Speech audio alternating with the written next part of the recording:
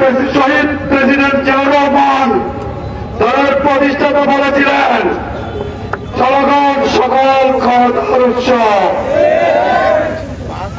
দলের ভারপ্রাপ্ত চেয়ারম্যান জনাব তারেক রহমানের সালাম দিবেন, আপনাদের ভালোবাসার কামরুল তার সালাম দেবেন যে সবাইকে ধানের শীষের পক্ষে ভোট চাইবেন। বিশ্বাস করেন, আমি তাকে কোনোদিন দেখিও নাই যে হঠাৎ করে গিয়ে আমাদের চাই দেয়।